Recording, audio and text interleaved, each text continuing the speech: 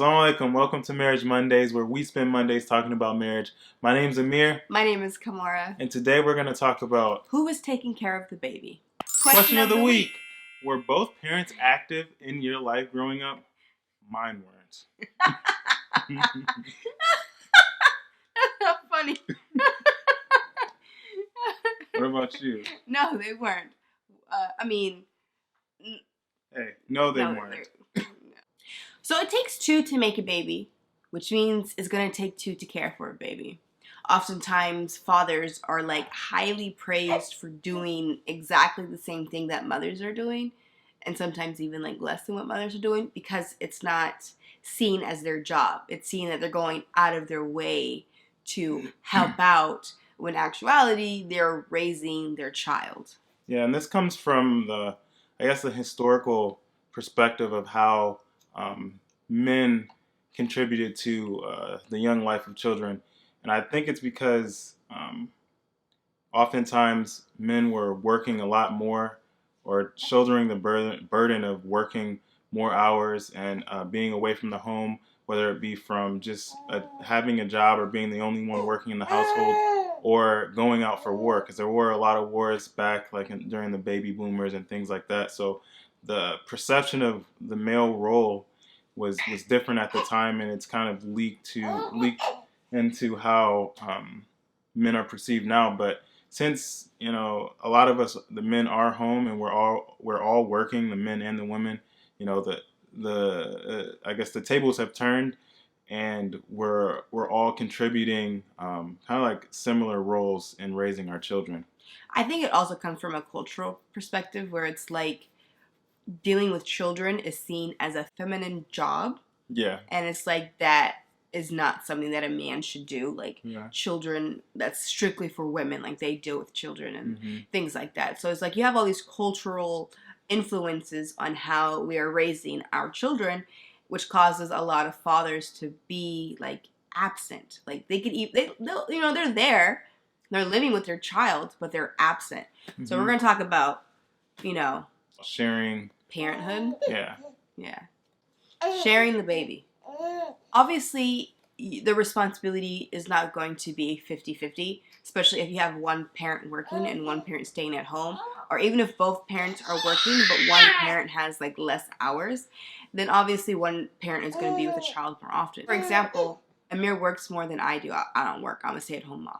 So obviously I take most of the responsibility of caring for Sully. That doesn't mean that when Amir gets home, he's going to say, oh, well, I did my job at work. It's my break time, so I'm not going to care for the baby now. It's no. I think that a lot of fathers or mothers, when they get home, they want to spend time with their children. So I think it's a natural response for someone to come home and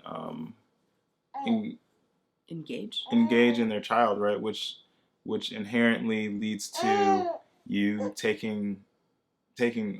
shouldering some of the burden of actually taking care of that child.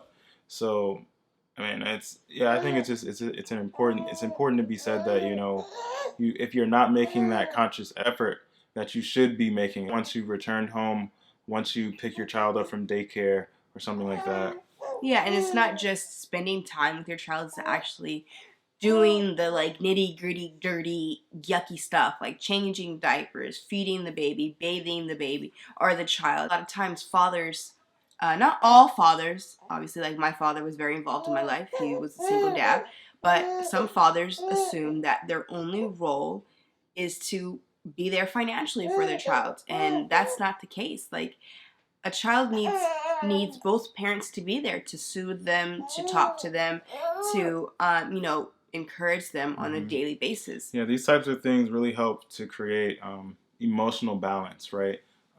When you don't have kind of the same routine, if you don't have the same types of care from both parents, you'll start to build an emotional imbalance in the child. And so when they're reacting to certain situations, they might have aggression or feel sad or really taken back by certain things that go on in their life. So when you're able to provide them with interactions between both the male and the father, both the mother and the father, and you're able to help that child build emotional stability. Yeah, and bouncing off that, it's like not only does it help create emotional stability, but it also helps to create a bond with both parents. You know, there have been times where I've seen, like in working as a preschool teacher, I've seen parents who, well, couples who's, like with one parent, they had like the main role of taking care of the child, right? Like it was the mom for this particular family. And she was always the one to take care of the baby, you know, during his early childhood life. So the son had a very strong connection with the mom. And it was so strong to the point that the father felt very left out.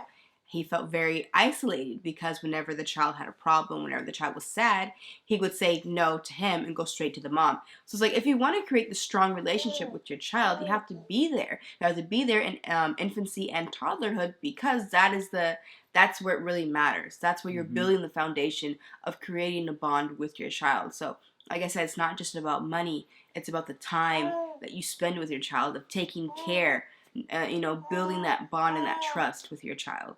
The amount of time that you can provide for your child is going to vary based on your situation, based on the roles that that the father and the mother have in the child's life. Right? Mm-hmm. You might be in between homes.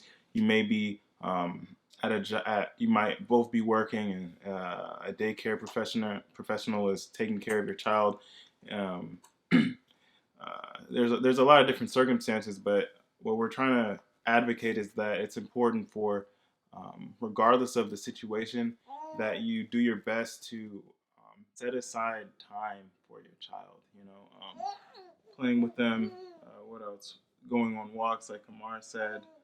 Um, cleaning his or her neck, because babies have some really Dirty dirty necks. necks. So you got to make sure stay on top of cleaning your kid's neck for sure. Um, yeah, just showing that love and care that you would want. Yeah, exactly. Exactly.